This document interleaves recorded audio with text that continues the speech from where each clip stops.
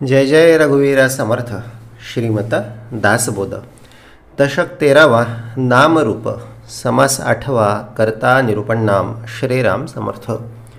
श्रोता म्हणे वक्तयासी, कोण करता निश्चयसी. सकळ सृष्टी ब्रह्मांडासी, कोणे केले. जय जय रघुवीरा समर्थ. 13वा दशक. नाम आणि रूप.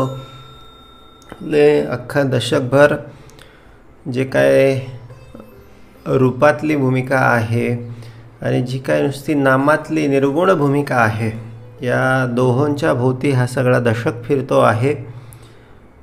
बोलले दिसणारी आणि न दिसणारी या दोहोंमध्ये कर्त्याची भूमिका नेमकी कोणाची, याचं विवरण समर्थांनी आता या 8व्या समासाच्या रूपाने केलेलं आहे. 7व्या समासाचा शेवट करत असताना समर्थ बोलतात, कर्तयासी ओळखावे. कर्तयासी ओळखावे, यास विवेक म्हणावे. कोण करता, कोण करता, माझ्याच्यानं कोणत्या वेळी कोण कार्य करून घेतो, यास विवेक म्हणावे. मग कधी अहंकार कार्य करतो आहे का, यास विवेक म्हणावे. कधी लोभ माझ्याकडून कार्य करून घेतो आहे का, यास विवेक म्हणावे.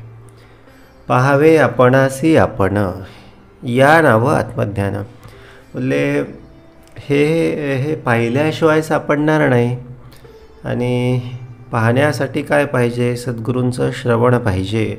पाहण्यासाठी काय पाहिजे, सद्गुरूंनी दिलेली उपासना पाहिजे. जेणेकरून काय होणार आहे, चित्तातील सगळा मळ नाहीसा होऊन चित्तशुद्धी होणार आहे.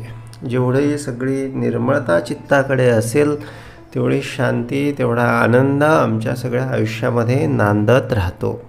म्हणून मुख्य काय आहे तर चित्ताकडे शांती असणं, चित्ताकडे निर्मळता असणं हे महत्त्वाचं आहे. मग त्याच्यासाठी उपाय एकच आहे. उपाय काय आहे, आहे ते तुके देवाचे.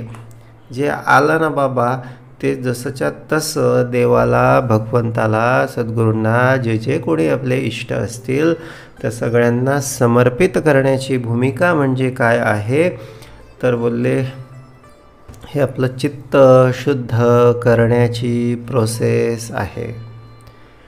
पण हे विसरला रे विसरला. जे काय मिळालं ना ते माझ्या मालकाचं आहे, ते त्याचंच आहे. युगानुयुगे एकलाची एका मुख्य परमेश्वराच्या कामासाठी आम्ही सगळेजण आलेलो आहोत, हे विसरला. आणि हे सगळं काही त्याचंच आहे. त्याने फक्त हे काम करण्यासाठी म्हणून, सामुग्री म्हणून, मदत म्हणून हे सगळा संसार दिला. हे जर मनुष्य विसरला, हाट भरला संसाराचा, नफा पाहावा देवाचा, तरीच या कष्टाचा पर्याय होतो. तर ह्या सगळ्या 84 लक्ष जीव योनींमध्ये घेतलेल्या आजपर्यंतच्या सगळ्या जन्माचा, तरीच गर्भवासामधले भोगलेल्या सगळ्या दुःखाचा, तरीच आयुष्यभर रोज काही ना काही येत असणाऱ्या सगळ्या दुःखाचा काय होतो, पर्याय होतो. म्हणजे काहीतरी त्याचं हे बाबा एवढं सगळं करून त्याचा काहीतरी फायदा झाला पाहिजे की नाही, असं समर्थांना वाटतं. मग फायदा करून घ्यावयाचा असेल तर उपाय एकच आहे, जावे सद्गुरूसी शरण. उपाय एकच आहे, जावे भगवंतासी शरण. उठता बसता काम धंदा करिता त्याचा शरणार्थी म्हणून राहणे. आता आजकाल काय होतं बघा, सरकारी ऑफिसेसमध्ये जे लोक नेमलेले असतात ते कोणाची नोकर आहेत किंवा कोणासाठी त्यांची नेमणूक झालेली आहे, तर अर्थातच जनतेच्या सगळ्या कार्यासाठी नेमणूक झालेली आहे. पण ते तसं मानत नाही. ते जनतेचे जणू काही मालक आहेत अशा आविर्भावात काही जण वावरतात. आणि मग याचा परिणाम असा होतो की कधीतरी एखाद्या वेळेस जनतेचा क्षोभ होतो. मग जनता त्यांचे जे प्रतिनिधी निवडून पाठवलेले आहेत त्यांच्याकडे धाव घेते. आणि मग ते प्रतिनिधी त्या ठिकाणी जातात. मग त्यांचं त्या ठिकाणी खरडपट्टी काढतात. कधीकधी त्यांना जागेवर सगळं निलंबित केलं जातं. हे सगळं का झालं, विस्मरण झालं. कशाचं विस्मरण झालं, खरा मालक कोण आहे त्याचं विस्मरण झालं.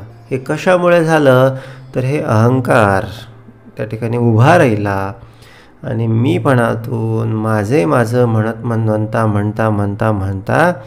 बोलले त्याने स्वतःचे अनहित करून घेतले. येथे काय बा कोणाचे गेले, ज्याचे त्याचे ज्याने त्याने अनहित केले. हा भाग त्या त्या त्या कार्यालयातील त्या लोकसेवकाचा नाही, हा भाग कोणाचा आहे, हा भाग आमचाच आहे. आम्हाला परमेश्वराने आम्ही वैकुंठवासी आलो याची कारणासी, भक्ती करण्यासाठी म्हणून पाठवलेलं आणि त्याचं सेवक म्हणून राहण्यासाठी म्हणून पाठवलेलं. मदतीला त्याने संसार दिला, मदतीला त्याने प्रपंच दिला, मदतीला त्याने नातेवाईक दिले, मदतीला त्याने धनद्रव्य दिलं की बाबा रे हे सगळं घे, तुला आयुष्यामध्ये तुला जे जे जे जे आवश्यक वाटेल तेवढं सगळं त्याचं सेवन कर आणि अत्यंत आनंदानं अत्यंत समाधानं भगवंताची भक्ती कर. ह्या उद्देशानं भगवंतानं पाठवलेलं होतं. पण झालं काय, आपण कर्त्यास विसरलो. गेल्या समासामध्ये आता असं हे बोलणे, कर्त्यास ओळखणे आपले हित विचक्षणे चुकवणे, असं समर्थांनी सांगून ठेवलेलं होतं, बजावून ठेवलेलं होतं. पण झालं काय, तेच झालं. कर्त्यास ओळखायच्या ऐवजी आपणच कर्ता होऊन बसलो. आपण स्वतःकडे घेऊन बसतो, मीच आहे, माझं आहे, असं आहे, तसं आहे, मी केलं, मी करणार आहे. पण संतांनी असं केलेलं नाही. संतांनी काय सांगितलं, बाबा रे हे आहे, माझ्या विठ्ठलाची इच्छा असेल, माझ्या पांडुरंगाची इच्छा, श्रीरामाची इच्छा असेल, माझ्या सद्गुरूंची इच्छा असेल, असे माझ्या पतीचे तपफळ काय करील मनमत खळ, अशी त्यांची बोलले मनीषा होती, अशी त्यांची आकांक्षा होती. आणि मग बोलले म्हणून ते आलेल्या सगळ्या प्रसंगामधून तरले. आम्हाला लक्षातच राहत नाही. दुःख आलं तर एवढं तेवढं आमच्या लक्षात येतं की समर्था सद्गुरू, तुझा बाबा, तुझा लेकरू, तुझा दास फार अडचणीत आहे. समर्थ मनातल्या मनात म्हणतात, बाबा रे तुझ्याकडे सुख होतं, मस्तपैकी यथेच्छ सगळं जेवण करत होता विषयांचं, तेव्हा तुला माझी आठवण आलेली नाही, तेव्हा तू मला बोलावलेलं नाही. आता तुझ्याकडे यथेच्छ सगळं दुःख आलेलं आहे तर तू माझी आठवण करतो आहेस. पण तरी भगवंत बोलतो, तरी तू काळजी करू नकोस, तू काही का होईना, कशा का प्रकारे माझी काढलेली आहेस ना, मी तुला या सगळ्यातून बाहेर पडण्याचा निश्चित मार्ग दाखवेल. पण आता इथून पुढे झाले ते नेनपणे. हे भगवंताला आपण सांगावं की भगवंता आता बाबा माझ्याकडून हे सगळं आतापर्यंत झालं बाबा, कळत झालं, पण मी आता तुला गॅरंटी तर काही देऊ शकत नाही, कारण माझं काही या विषयांपुढे चालत नाही. पण मी पुरेपूर प्रयत्न करेल.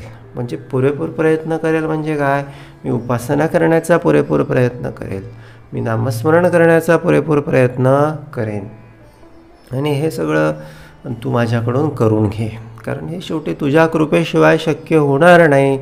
आणि हे जर असं मी केलं तरच मला या सगळ्या विषयांच्या समोर उभं राहता येईल. आता तो अभिमन्यू होता की नाही, त्याने त्या बोलले त्याच्या आईच्या सगळ्या गर्भामध्ये श्रवण केलेलं होतं आणि चक्रव्यूह भेदण्याविषयी त्याने ऐकलेलं होतं. पण ते घुसायचं कसं एवढंच त्याने ऐकलेलं होतं. तिथून बाहेर कसं पडायचं हे मात्र त्याचं श्रवण झालेलं नव्हतं. आणि मग काय झालं, म्हणजे अपूर्ण तयारी झालेली होती, पूर्ण तयारी झालेलीच नव्हती. आता कधीतरी नामस्मरण झालं, कधीतरी भक्ती घडली, मग तयारी काय आहे, तयारी अपूर्ण आहे. मग कसं काय बोलले, त्या या सगळ्या संसाररूपी, दुःखरूपी, भवसागररूपी, चिंतारूपी, विषयरूपी, वासनारूपी या सगळ्या चक्रव्यूहातून आम्ही बाहेर पडणार आहे, पडू शकत नाही, कारण तयारी झालेली नाही. मस्तपैकी यथेच्छ नामस्मरण करावं, यथेच्छ श्रवण करावं, यथेच्छ भक्ती करावी. आणि मग बोलले पायावर हात मारून, मांडीवर हात मारून विषयांना सांगावं, आम्ही काय कुणाचे खातो, तो श्रीराम आम्हासी देतो. करता कोण निश्चयसी, हा निश्चय पाहिजे. श्रोता म्हणे वक्तयासी, कोण करता निश्चयसी, सकळ सृष्टी ब्रह्मांडासी कोणे केले. बोलले हे त्याचंच आहे, त्यानेच केलेलं आहे. मला पण घडवणारा तोच आहे, तुला पण घडवणारा तोच आहे. आणि म्हणून मला कशाची भीती नाही. मी पूर्णपणे त्या भगवंताला शरण गेलेलो आहे, त्याची भक्ती केलेली आहे, त्याचं नामस्मरण केलेलं आहे आणि कदापि मला तो अव्यय करणार नाही. वाहतो चिंता विश्वाची. म्हणून आता श्रोत्यानं वक्तयाला, सद्गुरूंना, कल्याणाने समर्थांना विचारलं, कोण करता निश्चयसे. समर्थ करता करता तुम्ही गेल्या समासामध्ये सांगितलं, पण खऱ्या अर्थानं आता कोण करता आहे. हे सगळं सृष्टी, हे सगळं ब्रह्मांड कोणी निर्माण केलं, याचं सगळं समर्थ आम्हाला विवरण करून सांगा. तव बोलिकले सभानायक, जे बोलिके एकाहून एक, या बोलण्याचे कौतुक श्रोती सादर ऐकावे. आता करता कोण हा विषय जेव्हा निघाला, मग आता एक जण बोलले आपल्या आपल्या पद्धतीनं, आपल्या आपल्या जाणीवेनं सगळं काही सांगायला लागले. काय सांगितलं, करता कोणी सांगितला. बोलले आधी तो बोलिले सभानायक, जे बोलिके एकाहून एक. सभानायक तर बोललेच, पण बाकीची सगळी मंडळी पण ज्या सभेमध्ये होती, एकाहून एक. बाकीची मंडळी कशी आहेत, बाहेर पण आतमध्ये पण एकाहून एक. आता कधीतरी आपल्याला आपल्या हाताला म्हणा किंवा पायाला थोडीफार इजा झाली, खूप त्रास होतो, कुठलाही आजार असू द्या किंवा कुठलं काहीतरी दुसरं. माणूस काय बोलतो, सगळं पाहिजे पण डोकं दुखणं नको, किंवा हे पाहिजे ते नको, ते पाहिजे ते नको. पण ते झालं की त्याला तसंच आहे, प्रत्येक गोष्ट त्याला स्वतःबद्दलची खूपच दुःखदायक वाटत असते. आणि इतरांचं काय असतं, इतरांचं त्याला कमी वाटत असतं. ही आतली मंडळी आपली अशीच आहे. बोलले हे करून घे, ते करून घे, हे बघून घे, ते असं हो कर, ते तसं कर. पण बोलले भगवंताचा विचार काय आहे आणि समर्थांची शिकवण काय आहे, आपल्या जगण्याचा जीवनाचा हेतू काय आहे, हे काही मनुष्याला ते विचारू करू देत नाही किंवा सुधरू देत नाही. एक म्हणती करता देव, एक म्हणतो की सगळं काही देव करतो. आता एक म्हणती कोण देव, आपुलाला अभिप्राव बोलते झाले. आता करता देव सगळं करतो असं एक जण म्हणाला. मग आता कुठला देव करतो, तर आपुलाला अभिप्राव बोलते झाले. मग आता प्रत्येकाचा देव वेगवेगळा आहे आणि प्रत्येकानं त्याच्या देवाला श्रेष्ठ मानलेलं आहे. उत्तम मध्यम कनिष्ठ भावार्थे बोलती स्पष्ट, आपुलाली उपासना श्रेष्ठ मानिती जने. आणि प्रत्येकजण आपापली सगळी उपासना श्रेष्ठ कशी आहे किंवा माझा देव कसा श्रेष्ठ आहे याचं वर्णन मग सगळेजण करायला लागले. कोणी एक ऐसे म्हणती करता देव मंगळमूर्ती, एक म्हणती सरस्वती सर्व करी. श्री गणेशाय नमः, श्री सरस्वते नमः, श्री सद्गुरुभ्यो नमः. बरे सर्व मंगल्याचं जो प्रतीक आहे श्री गणेश, तो सगळं करतो असं कोणीतरी म्हणालं. आणि कोणतरी म्हणालं बाबा सरस्वती ती जणू काही त्या मायेचं रूप आहे, शारदा तिला कोणीतरी बोलतं, ती बोलले ही सगळं काही करणारी आहे. एक म्हणते करता भैरव. आता शिवाचं जे रूप आहे बोलले ते शिवाचं रूप काय आहे, ते भैरव आहे. आणि त्याचंच रूप खंडेराव आहे. आणि याच रूपानं जणू काही तो शिवशंकर सगळं काही करतो असं कोणीतरी म्हणाला. एक म्हणती करता भैरव, एक म्हणती खंडेराव, एक म्हणती बीरदेव, एक म्हणती भगवती. बीरदेव, इरोबा, पिरोबा, बिरोबा असे खूप सारे देव मनुष्यानं सगळे मानून ठेवलेले आहे.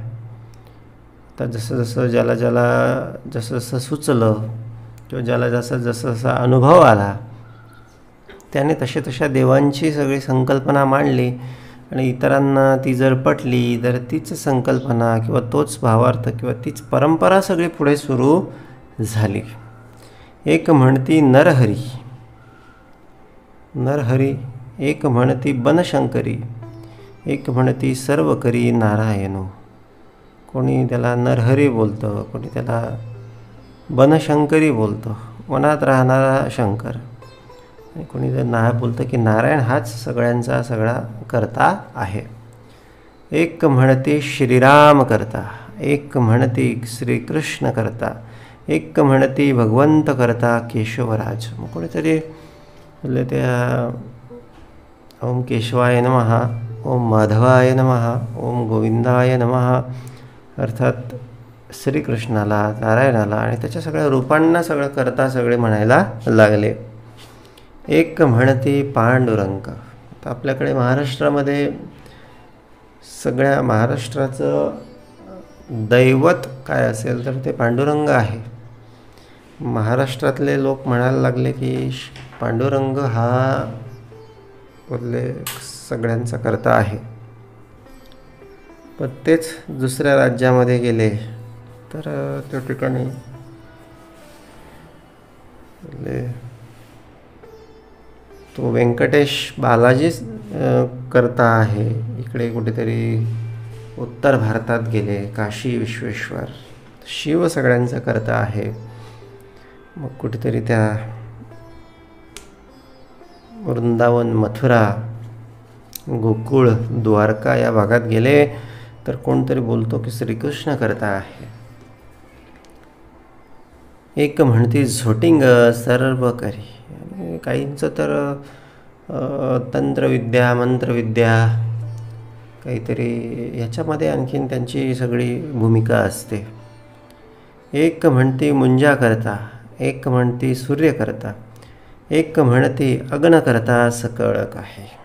कोणी सूर्याला अर्घ्य होतं आणि त्याला त्याच्या ठाई देवत्वाची भूमिका सगळं बघत असतो.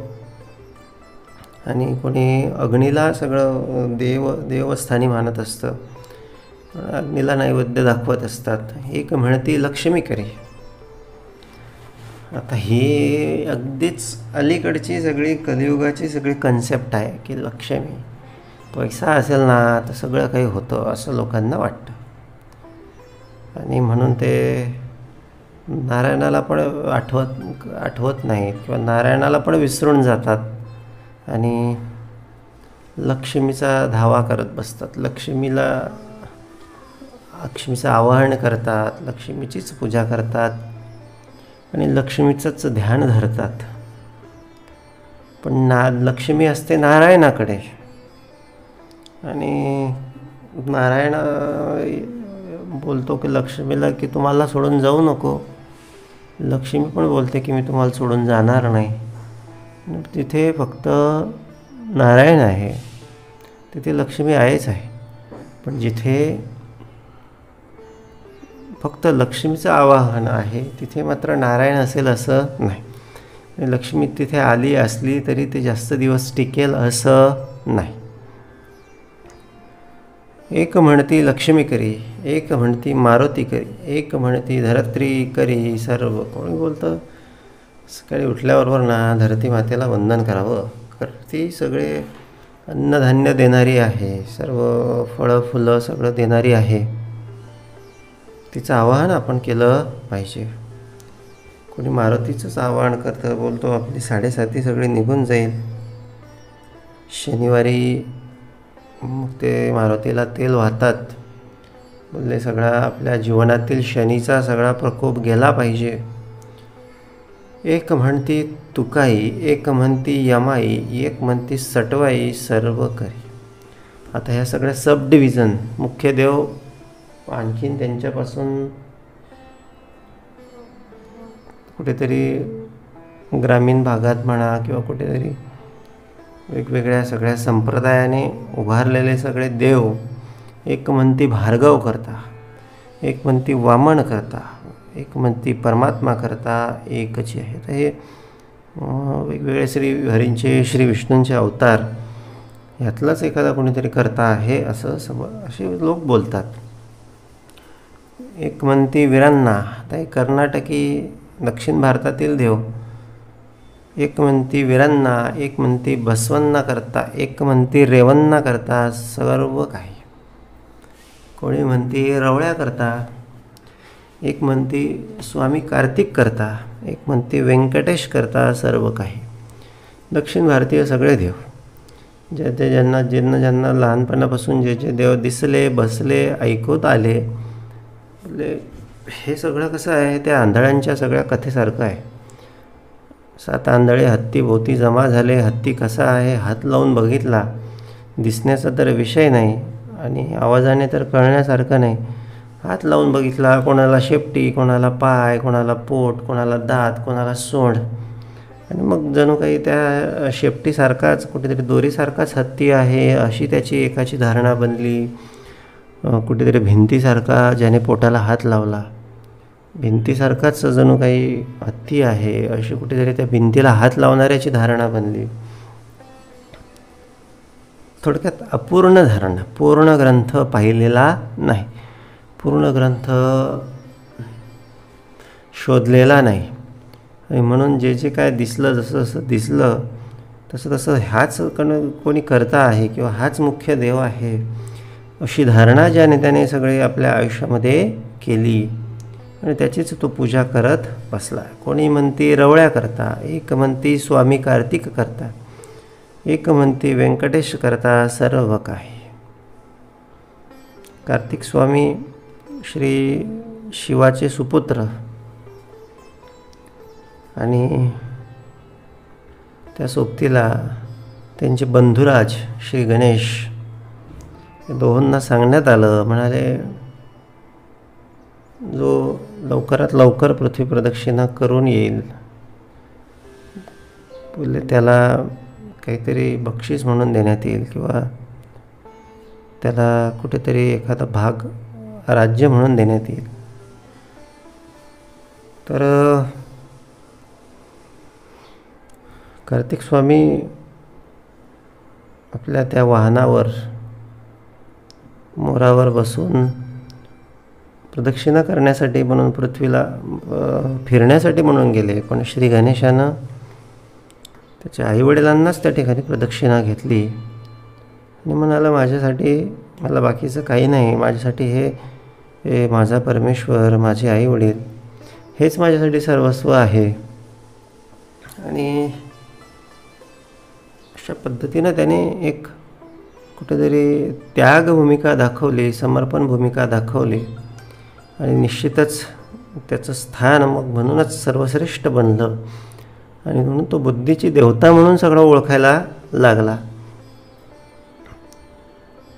एक म्हणती गुरु करता, सद्गुरु गुरुकृपेनं सगळं काही होतं, कारण सद्गुरू साक्षात परब्रह्म अशी काहींची धारणा आहे. एक म्हणती दत्त करता, एक म्हणती मुख्य करता ओढ्या जगन्नाथ. कोण दत्ताला मानतं, कोण सद्गुरूंना मानतं, कोणी जगन्नाथाला मानतं. अशा पद्धतीनं ज्याला जसा परिवेश भेटला तसं तसं त्याची धारणा पक्की बनत गेली. एक म्हणती ब्रह्मा करता, एक म्हणती विष्णू करता, एक म्हणती महेश करता निश्चयसे. तर कोणी बोललं ब्रह्म्याने सगळ्यांना निर्माण केलं म्हणून तोच सगळा करता आहे. लगेच दुसरा बोलला, म्हणजे विष्णू तर सगळ्यांचं पालन करतो, ब्रह्म्याने फक्त निर्माण केलं. खऱ्या अर्थानं करता विष्णूच आहे. कोण बोलतो त्या शिवाच्या सगळ्या सामर्थ्यावर हे सगळं विश्व टिकून आहे आणि म्हणून तो महेश सगळ्यांचा करता आहे. एक म्हणते पर्जन्यकर्ता, बोलले पाऊस पडतो, पावसामुळे अन्नधान्य मिळतं म्हणून पाऊस करता आहे असं कोणीतरी बोललं. एक म्हणती वायूकर्ता, म्हटलं वायू नसेल तर आपण श्वासच घेणार नाही, म्हणून वायूच सगळ्यांचा करता आहे. एक म्हणती करुण अकर्ता निर्गुण देव. आता या एक काही जण बोलले या निर्गुण देव जो आहे ना, जो दिसत नाही, तोच बोलले सगळ्यांचा करता आहे. एक म्हणती माया करी, एक म्हणती जीव करी, एक म्हणती सर्व करी प्रारब्ध योग. तर कोणी बोललं मायेकडे सगळं ढकललं, कोणी बोलले जीव सगळं करतो, कोणी बोलले प्रारब्धानं सगळ्या गोष्टी होतात. एक म्हणती प्रयत्न करी, बोलले आपण प्रयत्न करू तर आपल्याला मिळेल, हेही तेवढंच खरं आहे, म्हणून आपले प्रयत्न हाच करता आहे असं कोणीतरी बोललं. एक म्हणते स्वभाव करी, स्वभावानं बोलले आपल्याला जसा आपली इच्छा असो नसो, आपला जसा स्वभाव आहे तसं वर्तन सगळं घडून येत असतं, म्हणून आपला स्वभावच हा सगळा मुख्य करता आहे असं कोणीतरी बोललं. एक म्हणते कोण करी कोण जाणे, एक होता बोलले काय कोण करतं काही कळत नाही. जेही जो देव मानिला करता म्हणती तयाला, ऐसा लोकांचा गलबला बोस सरेना. आता समर्थ आपणाला वेगवेगळ्या लोकांची सगळी मतं सांगितली.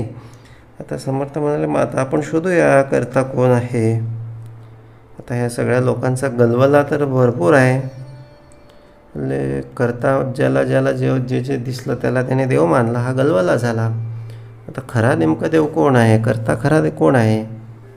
आपुलाल्या स्वाभिमाने निश्चयाची केला मने, याचा विचार पाहणे घडेची ना. आपल्या बोलले अभिमानानं आपल्या मनानं निश्चय केला आणि तसं मानलं, याचा अर्थ ते खरं झालं असं असतं का, नाही. तर त्याची प्रचिती पाहिली पाहिजे, पडताळा घेतला पाहिजे, म्हणजे आपल्याला कळेल की आपण जे मानतो आहोत ते खरं आहे की खोटं आहे. बहु लोकांचा बहुविचार, अवघा राहू द्या बाजार, परंतु याचा विचार ऐसा आहे. आता समर्थ त्याचा विचार आपणाला दाखवत आहे. श्रुती व्हावे सावधान, निश्चय तोडावा अनुमान, प्रत्यय मानावा प्रमाण जाणते पुरुषी. तर समर्थ म्हणाले बाबा आता सावध व्हा, अनुमान तुमचे सगळ्यांचे अनुमान राहू द्या. तर प्रत्यय काय आहे ते आपण आता बघू, म्हणजे प्रत्यक्ष परिस्थिती काय आहे, खरं काय आहे ते आता आपण बघूया. आता हे एवढे सगळे करते लोकांनी सांगितले, पण ते मुख्य करते नाहीत असं समर्थांचं म्हणणं आहे. मग समर्थांनी याच्यासाठी युक्तिवाद केलेला आहे किंवा एक तर्क दिलेला आहे. समर्थ काय बोलतात, जे कर्तयाने केले ते त्या उपरी झाले, कर्त्यापूर्वी आढळले न पाहिजे की. आता उदाहरणार्थ श्रीकृष्ण करता कोणीतरी बोललं, मग श्रीकृष्ण येण्याच्या आधी ही सृष्टी नव्हती का, किंवा श्रीकृष्ण आल्यानंतरच सगळं आलं का, नाही. श्रीकृष्ण येण्याच्या आधी तर राम आले होते, मग राम करता आहे का. मग राम येण्याच्या आधी तर कृती जनार्दनाचा अवतार होता, मग त्याच्या आधी तर आणखीन ब्रह्मा विष्णू महेश पण येतात. त्याच्या सोबतीला ते वायू पण आहे, जल पण आहे, पृथ्वी पण आहे, अग्नी पण आहे. म्हणजे ह्यातलं कोणीच असं नाही की जे सगळ्यात आधी होतं. हे सगळे आले पण त्यांच्या आधी पण सगळं हे जग सुरू होतं. म्हणजे याचा अर्थ ते करता नाहीत. जे कर्तयाने केले ते त्या उपरी झाले, कर्त्यापूर्वी आढळले न पाहिजे की. जे कर्त्याने केले ते कर्त्यापूर्वी आढळले न पाहिजे की. आता आपण म्हणूया की आपल्या सगळ्यांचा कर्ता जर कृष्ण असेल ना, मग कृष्णाच्या आधी माणसं नव्हती का, होते. म्हणजे याचा अर्थ कृष्ण करता नाही. तर कृष्ण एक अवतार होते, भगवंत होते, हा विषय वेगळा, पण मुख्य करता नाहीत का ते. तर बोलले हा विषय आता समर्थ आपणाला पुढे समजून सांगतील की मुख्य कर्ता कोण आहे. केले ते पंचभूतिक आणि पंचभूतिक ब्रह्मादिक तरी भूतांशे पंचभूतिक केले ते घडेना. आता जे काय आहे ना बाबा सगळं केलेलं ते पंचभूतिक आहे आणि करणारे पण पंचभूतिक आहे. म्हणजे याचा अर्थ असा आहे की जे पंचभूतिक आहे ते करता नाहीच आहे. कारण या पंचभूतांच्या आधी जे होतं ना ते कुठेतरी करता असू शकतं असं समर्थांचा अनुमान आहे. कारण ब्रह्म्याला करता मानलं तर ब्रह्म्याच्या आधी पण पंचभूतं होती.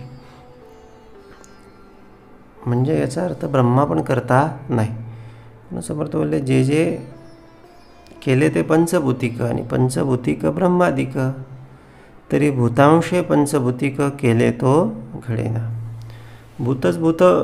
भूतांनीच भूताला निर्माण केलं असं काही होणार नाही. मग आता समर्थ बोलले करता कसं काय ओळखायचा, याचं उत्तर आता समर्थ या ठिकाणी आपणाला देत आहेत. पंचभूतांस वेगळे करावे मग कर्त्यास ओळखावे, पंचभूतिक ते स्वभावे कर्त्यात आले. पंचभूतांच्या पलीकडचं काहीतरी बघावं लागेल.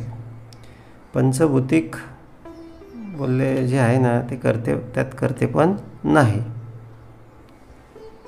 आणि त्याला वेगळं करून जे उरतं ना मग कर्त्यास ओळखावे. पंचभूता वेगळे करावे मग कर्त्यास ओळखावे, पंचभूतिक ते स्वभावे कर्त्यात आले. करताच स्वतः पंचभूतिक आहे, त्याच्यामुळे त्याच्या पलीकडे जे आहे ना बोलले ते जे पंचभूतिकाला पंचभूतिक गुणधर्म ज्याला लागून आहेत असं कोणीतरी असेल तर बघा, म्हणजे जो करता आपल्याला त्याला म्हणता येईल. आणि मग पंचभूता वेगळे निर्गुण. आता पंचभूतांच्या पलीकडे तर एकच आहे, एकच सामर्थ्य आहे, एकच भूमिका, एकच अधिकार आहे आणि ती भूमिका तो अधिकार म्हणजे निर्गुणाचा अधिकार आहे. आणि पण आता निर्गुणाचं कर्तव्य न घडे. पंचभूता वेगळे निर्गुण तेथे नाही निर्गुणच आहे, ते निर्गुणाला कर्त्याचा विषयच नाही, जी मुळात दिसतच नाही, असंच नाही, रंग नाही, रूप नाही, त्याने केलं असं कसं काय आपण म्हणू शकतो. निर्विकारास विकार कोण, विकार करता म्हणजे काहीतरी केलं म्हणजे काहीतरी विकार घडला, विकार म्हणजे काहीतरी कृती घडली. आता जिथे विकारच नाही तिथे तिथे कसं काय बोलले करते पण येऊ शकतं.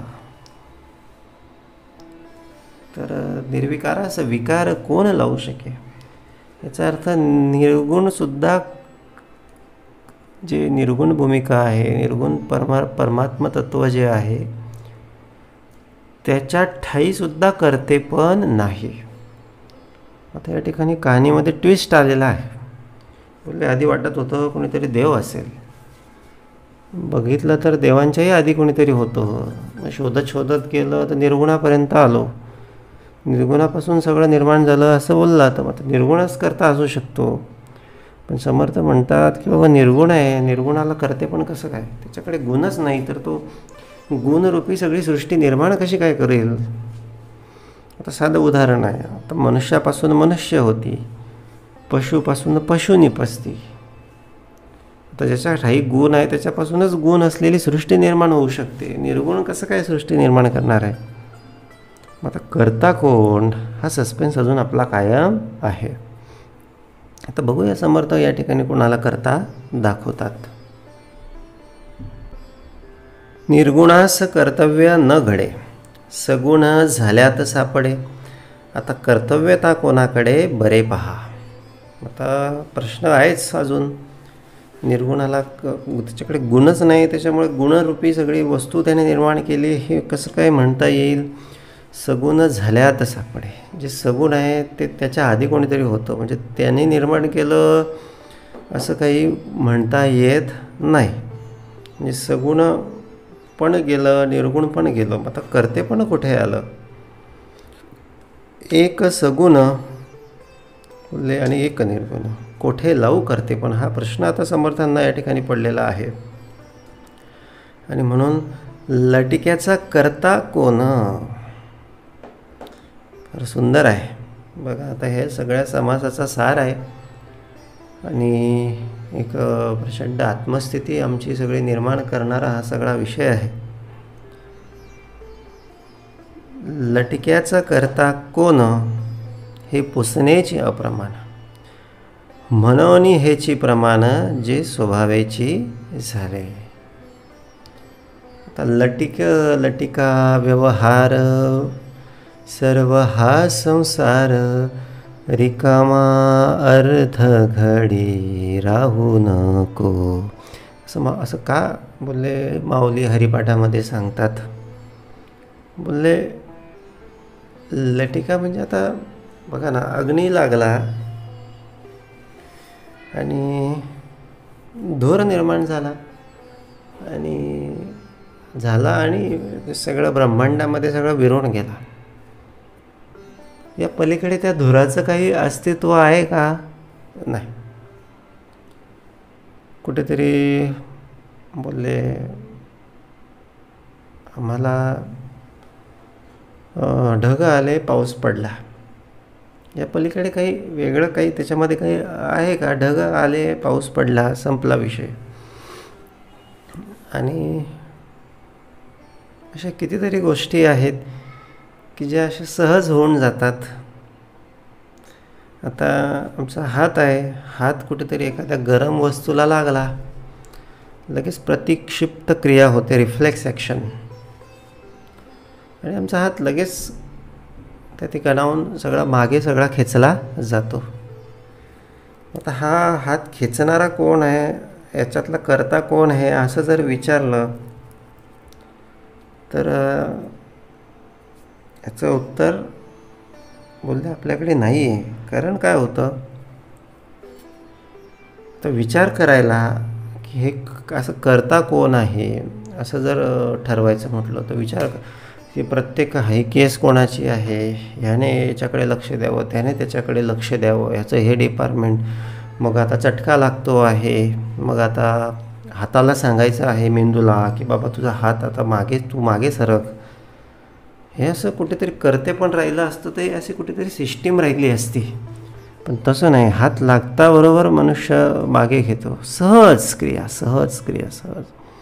भूक लागल्याबरोबर जेवण करतो, तहान लागल्याबरोबर पाणी पितो, झोप लागल्याबरोबर झोपतो. बोलले ह्या गोष्टी आपण अशा ठरवून करतो का? नाही. जाणीवपूर्वक करतो का? नाही. तर सहज होऊन जातात. समर्थ काय बोलतात की बाबा रे, लटिक्याचा करता कोण? आता हे पाणी पिण्या तहान लागण्याचा करता कोण? त्या हाताला चटका लागला, गरम लागलं, हात बाजूला करण्याचा करता कोण? हे पुसण्याची अप्रमाण. लटिक्याचा करता कोण? हे पुसणे सहज होणाऱ्या सगळ्या गोष्टी आहेत. हे आपोआप होतात, येतात जातात. ढग येतात जातात, पावसाळा येतो जातो. हे काय आहे सगळं? हे कुठेतरी तात्पुरतं आहे, कुठेतरी असं सहज ह्या सगळ्या गोष्टी होतात आणि संपतात. हे पुसण्याची अप्रमाण. आता या ठिकाणी ना समर्थांनी एक लटिका हा शब्द वापरलेला आहे. माऊली पण हरिपाठामध्ये हा शब्द वापरते. लटिका व्यवहार व्यर्थ हा संसार, रिकामा अर्ध घडी राहू नको. आता बघा ना, एखादा मुलगा परीक्षेसाठी बसलेला आहे, 10वीची 12वीची कुठेतरी एखादी मोठी त्याची मुख्य परीक्षा आहे असं समजा. आणि मग त्याचे मित्र त्याला बोलतात की चल थोडं खेळायला जाऊ. तो मनातल्या मनात काय बोलतो? लटिका व्यवहार सर्व हा संसार. हे लटिका आहे, याला म्हणजे याला काही अर्थ नाही. हे काही माझ्या कामात येणार नाही, हे काही मला सुख देणारं नाही. पण माझं मुख्य कर्तव्य मला आधी करू दे. ते एकदाच ते झालं ना, हे लटिका व्यवहार आहे, अशा कितीतरी गोष्टी माझ्याकडे येतील जातील. पण ह्याच्या नादी जर मी लागलो तर मला आयुष्यामध्ये खायला प्यायला मिळणार नाही. निरर्थक भूमिकेला लटिका व्यवहार हा सगळा शब्दच माऊलींनी वापरलेला आहे. की नुसतं कार्यकारण दिलेलं आहे, तात्पुरतं दिलेलं आहे, होत राहतं, जात राहतं, येत राहतं, बोलत राहतं, सुख मिळत राहतं, दुःख मिळत राहतं, शोक होतो, संताप होतो, असं होत राहतं, तसं होत राहतं. हा असं बोलणार आहे, तो तसं बोलणार आहे, हे असं होणारच आहे, तो तसं होणारच आहे, चांगलं पण होणार आहे, वाईट पण होणार आहे, आज थोडं सुख आहे, उद्या थोडं दुःख आहे. लटिका व्यवहार सर्व हा संसार, बोले हा सगळा लटिका व्यवहार आहे. म्हणजे मग बोलले सहज होणारा, कोणाचंही कंट्रोल नसणारा, अनियंत्रित आणि काहीच त्याला व्हॅल्यू नसणारा, कारण असे कितीतरी लोक आले आणि केले, त्यांनी भरपूर त्यांच्याही जीवनात असे लटिके या सगळ्या गोष्टी घडल्या. आपल्याला काही त्याच्याशी काही देणं घेणं आहे का? नाही. आपल्याही संसाराशी काही कोणाला देणं घेणं नाही. आपण आपल्यापुरतं एवढ्यापुरतं कार्यकारण जगण्यासाठी म्हणून या सगळ्या गोष्टी घडतात. मग त्या गोष्टी कितपत मनावर घ्याव्या हा प्रश्न समर्थ या निमित्तानं तुमच्या आमच्या सगळ्यांच्या समोर उपस्थित करीत आहेत.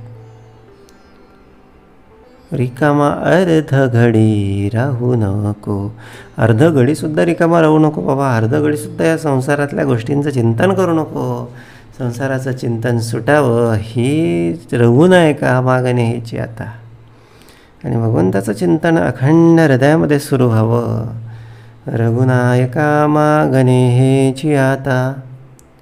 उपासनेला दृढ चाल व्हावे. भूदेव संतांसी सदा नमावे. सत्कर्मयोगे वय घालवावे. सर्वामुखी मंगल बोलवावे. लय बाबा समर्था हा संसाराचा लटिका व्यवहार आहे. आणि तो झाला काय नाही झाला काय काही फरक पडणार नाही. पण दृढ कुठे चालवावं तर दृढ उपासनेला चालवावं. उपासनेला दृढ चालवावे. तिथे दृढ राहणं महत्त्वाचं आहे. संसारामध्ये दृढ राहून काही उपयोग नाही. संसारामध्ये लवचिक राहावं आणि रिजिड कुठे राहावं बोलले परमार्थामध्ये रिजिड राहावं, ठाम राहावं. आपल्या सगळ्या नीतिमत्तेवर, आपल्या सगळ्या नीतीवर, आपल्या सगळ्या विवेकाच्या भूमिकेवर ठाम राहावं. संसारामध्ये फारसं असं इतकं ठाम म्हणजे असं मनाला लावून घेण्यासारखं काहीच नाही आहे. सहज लाईट संसार करावा. फार हार्ड त्याला घेऊ नाही. फार हार्डली त्याला असं मनाला लावून घेऊ नाही. लाईट आवश्यक तेवढं बोलले. आणि अत्यंत सुखानं अत्यंत समाधानानं परमार्थ करावा. भगवान नाम घ्यावं, उपासना करावी.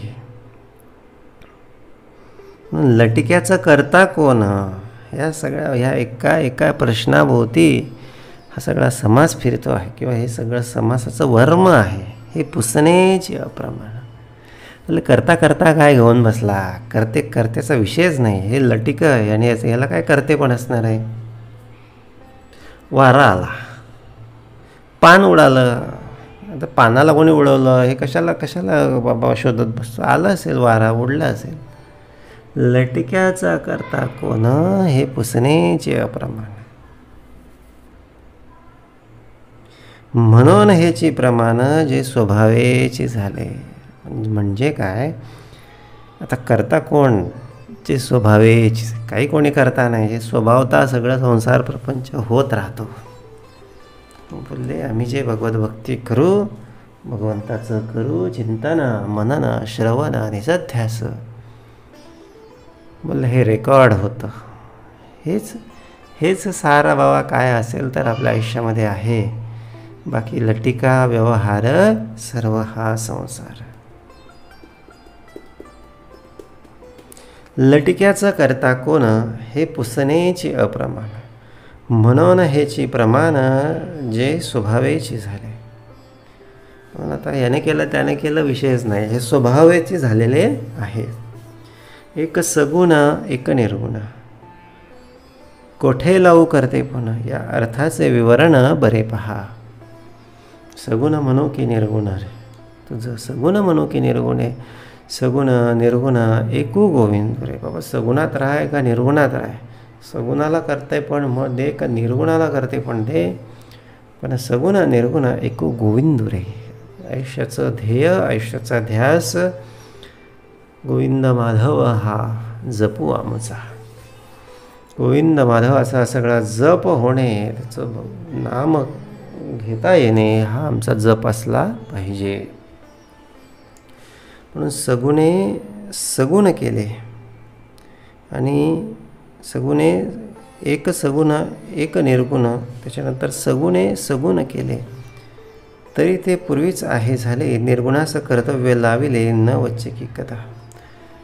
आता सार समर्थ सांगतात बाबा सगुणानं सगुण केलं असं म्हणता येणार नाही, कारण त्याच्या आधी पण पंचभौतिक होतं. निर्गुणानं कर्तव्य, निर्गुणाला कर्तव्याचा विषय त्याला हात नाही पाय नाही, ते करेल कसं काय. म्हणून निर्गुणाचं कर्तव्य लाविले न वचे की कदा. येथे कर्ताची दिसेना प्रत्यय आना वा अनुमाना. करताच नाही हे आता बाबा तू लक्षात घे. हा प्रत्यय हे विचाराची भूमिका आहे. दृश्य सत्यत्वे असे ना म्हणून या. आता बघा ना, स्वप्न आहे एक फार उत्तम आणि अत्यंत साधं सोपं सरळ उदाहरण. हे उदाहरण आपण ऐकलं ना तर समर्थ कृपेनं आपल्याला लक्षात येईल की खरंच करतायपणाचा विषयच नाही. आता आपण झोपलेलो आहे, आपल्याला स्वप्न पडलेलं आहे. स्वप्नामध्ये आपण मस्त हत्ती घोडे सगळं राज्य आपण उपभोगतो आहे. युद्धावर गेलेलो आहे, धडाधूम सगळे युद्धाचे सगळे बॉम्ब गोळे सगळे वर्षाव होतो आहे. आणि त्याला अचानक जाग आली आणि आपण आपलं स्वप्न कोणाला तरी सांगितलं आणि ज्याला सांगितलं त्याला आपण बोलायला लागलो की हे सगळं मी केलं, मी राजा आहे, माझ्याकडे हत्ती आहे, माझ्याकडे घोडे आहेत आणि मी त्या ठिकाणी सगळ्या प्रजेचं कल्याण केलं, सगळ्या प्रजेला हे दिलं, प्रजेला ते दिलं, म्हणून मी मोठा श्रेष्ठ आहे, मी हे सगळं केलेलं आहे, त्याचं बक्षीस मला द्या, त्याचं बक्षीस म्हणून मला नोबेल पारितोषिक द्या, मला भारतरत्न द्या. मग ते बाकीचे लोक काय म्हणतील ते इथे समर्थांनी दिलेलं आहे. केले ते अवघेची लटिके. बाबा जे तू केलं म्हणतोस ना ते लटिके आहे, ते व्यर्थ आहे, निरर्थक आहे, ते असं भासमान आहे, ते कल्पनेतलं आहे, त्याला काही अर्थ नाही, त्याचं काही आउटपुट नाही आणि त्याचा काही पुरावा नाही. केले ते अवघेची लटिके तरी करता हे बोलण्याची फिके. म्हणून तू करता आहेस हे कसं काय म्हणता येईल. वक्ता म्हणे रे विवेके बरे पहा. तसंच हे सगळं आहे, तसंच हे सृष्टीचं आहे, तसंच या सगळ्या ब्रह्मांडाचं आहे. म्हणून हे बोलण्याचे पिके. करता करता करूच नको, हे करण्यासारखं काही आहेच नाही आहे. व्हावे ब्रह्मांडाहून जाड विवेक रचना. इथे पाहिजे जाड विवेक रचना. आपण थोडा व्यापक विचार केला, व्यापक आपलं चित्त शुद्ध केलं, मन शांत केलं की या संसारातल्या गोष्टी आपल्याला निरर्थक वाटायला लागतात. पण आपलं चित्त ठिकाणावर नसतं, चित्त दुश्चित्त झालेलं असतं, मन सैर भैर झालेलं असतं, मन उधाण वाऱ्याचे झालेलं असतं आणि म्हणून आपणाला हेच सर्वस्व वाटत असतं. म्हणून थोडंसं नापास झालो कर आत्महत्या, थोडंसं कर्ज झालं कर आत्महत्या, थोडंसं काहीतरी चूक घडली कर आत्महत्या, थोडंसं अपयश आलं कर आत्महत्या. बाबा रे, जे केले ते अवघेची लटकी तरी हे करता हे बोलण्याची फिके. हे टाईमपास आहे, हे कार्याकारणी स्वप्न आहे, ते नाही. खरं काय आहे भगवत भक्ती. उपाय एक हरिभक्ती. वक्ता म्हणे रे विवेके बरे. विवेक पाहावा, मन शुद्ध करावं, चित्त शुद्ध करावं आणि थोडं भानावर यावं. भानावर आलं ना, डोकं शांत झालं ना, सगळं काही छान असल्यासारखं वाटतं. किती काही झालेलं असलं ना, हो दे बोलतो, होणार ते होई नका, जाणार ते जाई नका, मी देवाचा देव माझा. ही भूमिका आपल्या ठाई सदृढ करून ठेवावी. मग आता समर्थ बोलले, आता बाबा तुला बऱ्यापैकी लक्षात आलेलं असेल. बरे पाहता प्रत्यय आला तरी का करावा गलबला. आता तुला कळलं ना हे सगळं लटकं आहे. मग गलबला करायचा नाही, गोंधळ करायचा नाही, बोलले या ठिकाणी मस्ती करायची नाही, संसारामध्ये जास्त मस्ती करायची नाही. सडक पे मस्ती जान नाही सस्ती असं लिहिलेलं असतं. बाबा रे, मस्ती सस्ती आहे पण जान सस्ती नाही. संसारामध्ये हे संसारातला गलबला स्वस्त वाटतं, ही मस्ती छान वाटते, पण ती ती लटिकी आहे, ती त्याला काही अर्थच नाही. त्याच्यामुळे त्याच्यात चित्त घालूच नको. चित्त यथानुशक्त्या चित्त वित्त सर्वोत्तमी लावावे, हेच सर्वोत्तम आहे. म्हणून बोलले आता तरी का करावा गलबला. आता हा सगळा गलबला सोडून दे, सगळी चिंता सोडून दे. का व्यर्थ चिंता करतोस, का व्यर्थ बोलले कोणाला घाबरतोस. सगळं काही तू आपण कधी जन्माला आलेलो आहे का नाही, आपण कधी मरणार आहे का नाही. भगवद्गीता पण हेच सांगते. आता बोलले हा सगळा गलबला करायचाच नाही. प्रचित आलिया आपण आला अंतर्यामी. म्हणून बोलले ही प्रचिती आपण बोलले अंतर्यामी ही प्रचिती आपल्याकडे आपण ठेवली पाहिजे. आता असो हे बोलणे विवेके तोची हे जाणे, पूर्व पक्ष लागे उडवणे एरवी अनुर्वाच्य. बोलले आता विवेकानं ज्याने घेतलं, विचार केला तर हे कळेल आणि पूर्वपक्ष लक्षात येईल की बाबा करता कोण हा पूर्वपक्ष आता इथून सहज उडाला. म्हणजे विषयच संपला, कर्तेचा विषयच नाही आला. करणं काहीतरी घडलं असेल, काहीतरी केलं असेल तर करता, काही घडतच नाही आहे, सगळं स्वप्नासारखं सुरू आहे, सगळं भासमान आहे, तर कर्त्याचा काय विषय आहे. हे आपलं जिवंत स्वप्न आहे, एवढं लक्षात ठेवायचं.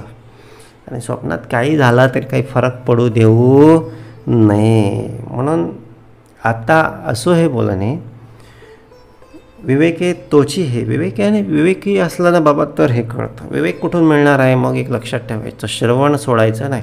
उपासना झालीच पाहिजे, श्रवण झालंच पाहिजे, भक्ती ज्ञान सामर्थ्य नामस्मरण झालं.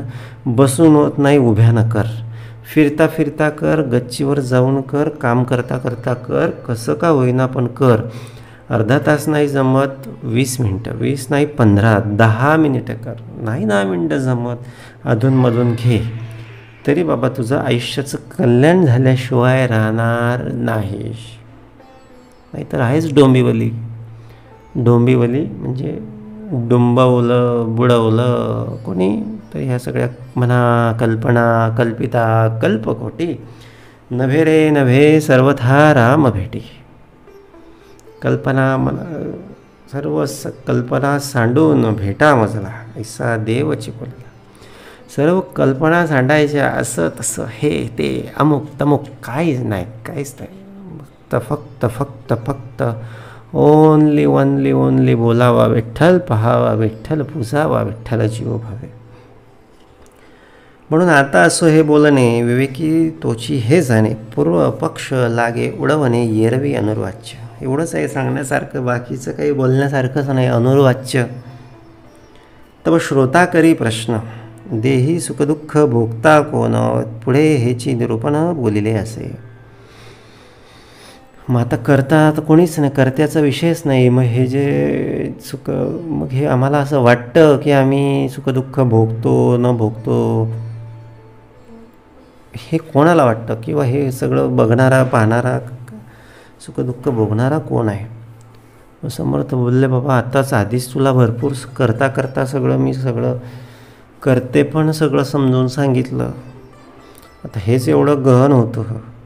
कुठेतरी हळूहळू समर्थांनी आपल्याला बरोबर कन्क्लुजनपर्यंत आणून दाखवलं की बाबा हे संसार हाच स्वप्नासारखा आहे, सहज होतो जातो, त्याला काही मनावर घेऊ नये. असं व्हायला पाहिजे होतं, तसं व्हायला पाहिजे होतं, काही म्हणू नये. अत्यंत आनंदानं दोन हात जोडायचे, पांडुरंगाचे आपल्या आवडत्या परमेश्वराचे आभार मानायचे आणि आपलं मस्तपैकी रोजचं जीवन जगणं अत्यंत प्रामाणिकपणे करत राहायचं, काही कमी पडणार नाही. आता हे सगळं, आता तू आणखी लगेच दुसरा प्रश्न विचारला की बाबा रे सुख दुःख भोगता कोण.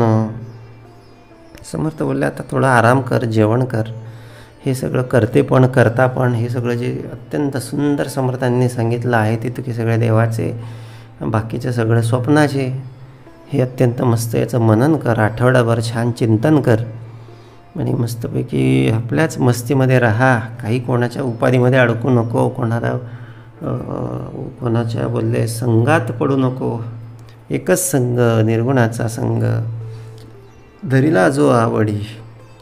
कोणाचाच संग नसते म्हणजे निर्गुणाचा संग. निर्गुणाचा संग धरीला जो आवडी, त्याने केले देशोधडी मायबाप. मायबापा म्हणजे काय? संशय आणि चिंता. संशय आणि चिंता दूर जावी असं वाटत असेल तर निर्गुणाचा संग. काहीच नाही, हे काहीच नाही आहे तो सगळा माझा पांडुरंग. ही भूमिका काय आहे? तर ही भूमिका निर्गुणाचा संघाची भूमिका आहे. निर्गुणाचा संघ धरीला जो आवडी. म्हणून तव श्रोता करी प्रश्न, देही सुखदुःख भोगता कोण. आता बाबा हे पुढच्या आठवड्याला पुढे हेच निरूपण बोलिले असे. इति श्रीदासबोधे गुरुशिष्य संवादे कर्ता निरूपणाम समास 8. जय जय रघुवीर समर्थ.